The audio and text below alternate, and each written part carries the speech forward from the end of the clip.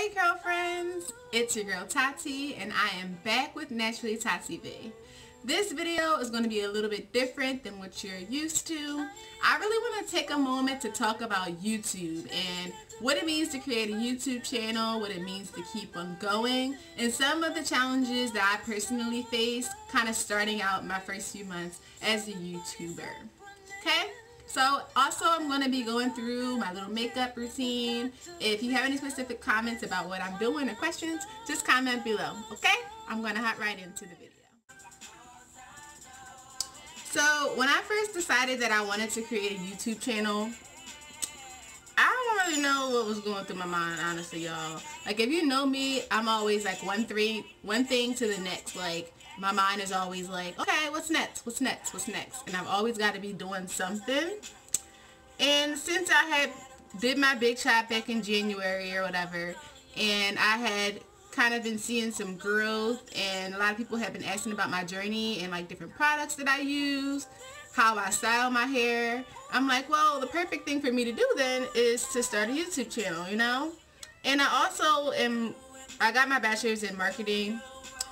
They didn't really touch on graphic design at all, but it's always been something that's like really interests me and stuff like that. Just, you know, flyers, social media, that kind of stuff. But I never really got into videoing, so video editing, any of that. So this was something that was new for me. So it excited me because I'm like, okay, cool. You know, I like doing my hair. This is what I do for self-care. This is what I do to relax. So how difficult can it be to kind of record it? And that was my mindset going into YouTube. Right off the bat, the first kind of challenge, if you will, that I faced starting my YouTube channel was the need to compare. It's human nature, y'all. Like, you see these YouTube channels that are doing so well with what you're doing and stuff like that, and you feel the need to compare your channel to other similar channels, whether that's similar content, similar area that they're from, maybe you know similar people. But it's really, really, really, like, basically just disastrous, and it really kills your own vibe when you do that, because you don't know where these YouTube channels have started, unless you've been following them from the beginning. You don't know how long they've existed. You don't know the social media or the following that they had even before they got a YouTube channel. Like, me personally, I've always had social media, but I've never been like big on social media. I'm like really inconsistent when it comes to that. I don't post a lot. I don't post that often. I'll have like little bursts of time where I'm like, oh yeah, I'm gonna post every day, and then it's just like you won't see me for a few months. So I've never had a lot of followers or anything else like that. So literally when I started my YouTube channel, I was starting off from like ground zero, okay? No followers, no nothing. Now I couldn't even be like, okay, on my main page and go follow Naturally Tati V. That got me a little bit of following, but not that much. And it's really hard because you look at people like Lissetti. I love her. She just got 1 million subscribers. Congrats to you, girl. But she's been in this game for a while, like doing it for years and years and years. And even like Jamesette, she's been doing it for a while. She's not at 1 million yet, but that's somebody that I really aspire to be like as well on my YouTube channel. But the purpose is you can't compare yourself to anyone else because you just can't. You just can't. And all it does is hurt you in the end. The second challenge that I'm currently kind of facing with it is when I first started my YouTube channel, I thought it would be a good idea because doing my hair, going through my skincare routines and stuff like that is something that I do for self-care.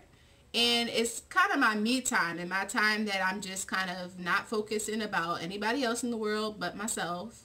And I'm kind of just focusing on what makes me happy, taking my time to do my hair, just do my face mask, do whatever I like to do.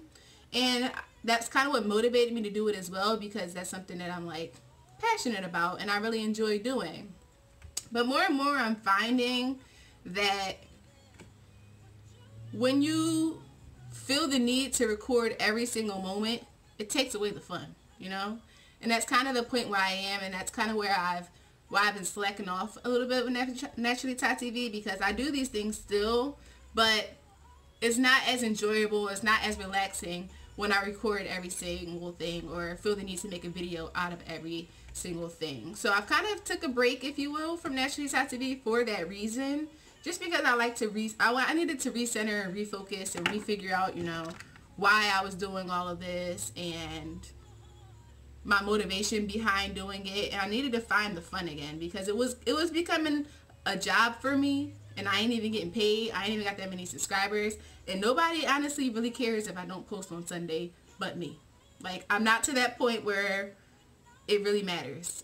So I had to really just take a step back and redefine me, myself, redefine Naturally Taught TV, redefine why it is that I even wanted to do a YouTube channel or anything else like that. So I'm happy that I took a few weeks off. I'm happy that I kind of just, you know, haven't been as dedicated to the channel, because I've been that much more dedicated to myself and my own personal happiness and stuff like that.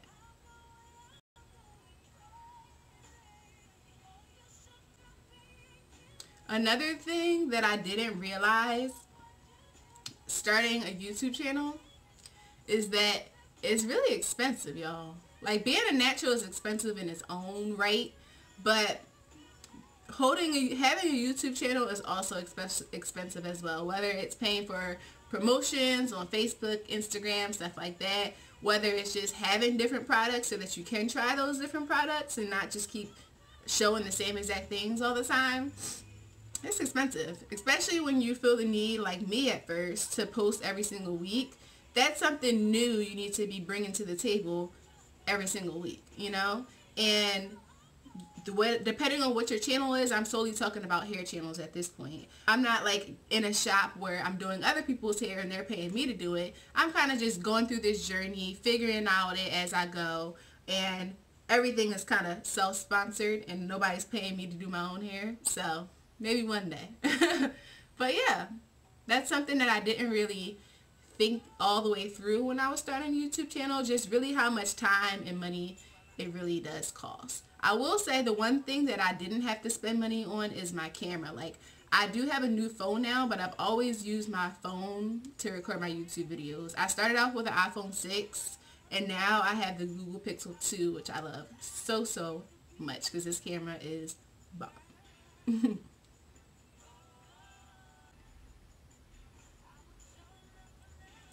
But all in all, I would say if you are going to start a YouTube channel, really understand why you want to start a YouTube channel. Don't put yourself in a box. That's where I believe I went wrong. I started off as hair and skincare. Now I'm all things natural beauty. So, and anything else that I want it to be, you know, because this video it's kind of about it, but who knows, you know. But don't feel like you're going to put yourself in a box. I started off thinking that I had to have a niche or have something specific that I was going to target for my target audience. But honestly, either people going to be with you or they ain't. You can have a general, I'm not saying that you should have stuff every which way or anything else like that. But at the end of the day, if you're not enjoying your videos, your viewers aren't going to enjoy your videos. So don't think of it as something that you have to do, as daunting. If it's becoming to that point, do what I did. Take a step back, refocus, recenter, and refigure out why you're doing what you're doing, if you really enjoy what you want to do, especially if you're not getting paid. I understand bigger channels, once you actually are getting paid, then you really should be about the views, about the likes, but I ain't there yet. I'm just a grad student trying to get through to May graduation. Get that master's degree, y'all. But yeah, so my advice to anybody starting a new YouTube channel, if I could tell you 2 things after, you know, listening to all of this, is number 1, really think about why you want to start a YouTube channel. Really think about the time it's going to take to make it what you want it to be. Think about if you even care if you have a certain amount of subscribers or stuff like that. And also, make sure it's something, your content or whatever your videos are something that you are passionate about and that you are willing to let other people in your life to do. And know your limits as well. Because if you're somebody like me who values their personal time, really enjoys what they do for a personal reason, think about that kind of balance between what you're doing for yourself versus what you're doing to gain subscribers, viewers, all that good stuff. And just remember your reason why. And I think going into it with a strong reason why and really understanding why will help you during those times you may get discouraged about your YouTube channel or kind of unconfident, or you start comparing yourself to other people.